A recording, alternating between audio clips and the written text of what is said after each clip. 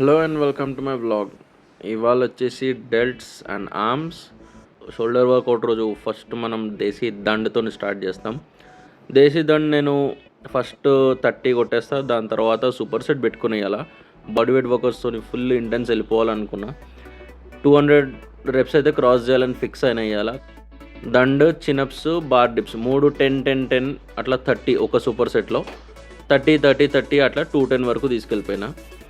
చినప్స్ వచ్చేసరికి ఇట్లా bicep focused చినప్స్, అంటే ఆల్టర్నేట్గా చినప్స్ చేసే టైంలో ఒక బైసెప్ని టార్గెట్ చేస్తూ ఇట్లా చేసుకుంటూ పోయినా. దీనివల్ల కొంచెం ఎక్కువ ఎఫెక్ట్ పడుతుంది బైసెప్ మీద. బైసెప్స్కి చినప్స్ కన్నా బెస్ట్ వేరియేషన్ నాకైతే ఏది అనిపించదు. ఇంకా ఫస్ట్ చినప్స్, దాని తర్వాత వెంటనే బార్ డిప్స్, దాని తర్వాత దేశీ దండ్, ఈ 3 ఇట్లా సూపర్ సెట్ పెట్టుకొని కంప్లీట్ చేసేసిన.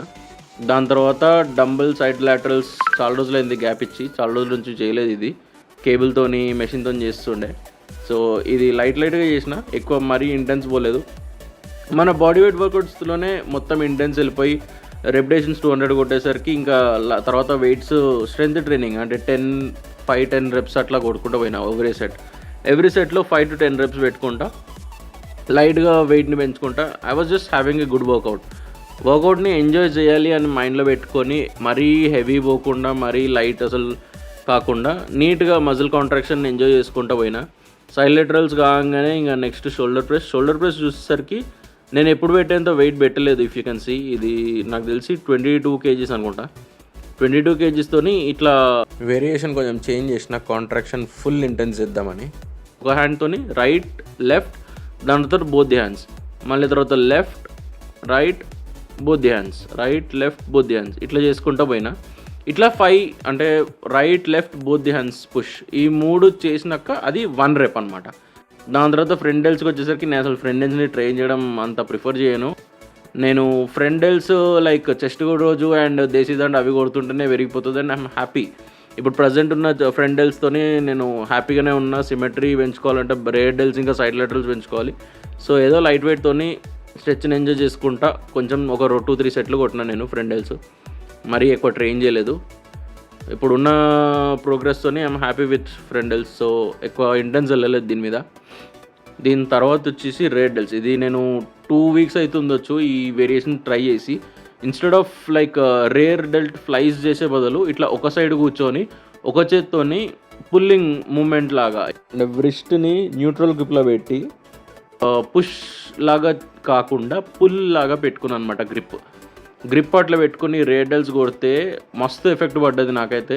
అండ్ 2-3 weeksతో చేస్తున్నా కాబట్టి నాకు మంచిగా ఉంది రిజల్ట్ కూడా. ఫ్రంట్ నుంచి కొంచెం ఇట్లా షోల్డర్ ఫ్లెక్స్ చేస్తే నాకు రేర్ డెల్ట్ పైన కర్వ్ కనిపిస్తుంది.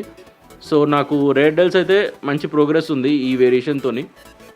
అండ్ ఆల్మోస్ట్ 1 month నుంచి నేను రేర్ డెల్స్ వెనకాల వాడుతున్నా. అవి ఎక్కువ రెస్పాండ్ కావట్లేదు అనిపిస్తుండే నాకు, కానీ ఈ వేరియేషన్ మాత్రం నాకు మస్తు నచ్చింది. ఇది కూడా మరీ ఎక్కువ చేయను నేను, ఒక 2-3 times చేసి మధ్యలో ఒకసారి గ్యాప్ ఇస్తేనే మంచిగా రెస్పాండ్ అవుతుంది మళ్ళీ కొట్టినప్పుడు. సో ఇది ప్రాపర్గా ఎసెంట్రిక్, లైక్ స్లోగా వదులుతున్నా అండ్ ఫాస్ట్గా పుల్ చేస్తున్నా. 1 second 2 secondsలో పుల్ చేసేయాలి. 2-3 seconds వరకు రిలీజ్ స్ట్రెచ్ చేయాలన్నమాట. స్ట్రెచ్ ఏమో ఎక్కువ పెడుతున్నా, పుల్ ఒకటి ఫాస్ట్గా. అండ్ ఈ ప్లేన్ ఏదైతుందో మూమెంట్ ప్లేన్, అది నీ రేర్ డెల్ట్ లెవెల్లో ఉందో చూసుకోవాలి. ఇంకా రేర్ డెల్ట్ వెనకాల పడ్డాక నెక్స్ట్ వచ్చేసి ట్రాప్స్ ఎప్పుడు నేను బార్బెల్ స్ట్రగ్స్ లేకపోతే డంబుల్ స్ట్రగ్స్ చేస్తుండే కాబట్టి ఈసారి కొంచెం డిఫరెంట్ చేద్దామని మా దగ్గర ట్రాప్స్ ది మెషిన్ లేదు జిమ్లో. కాకపోతే ఈ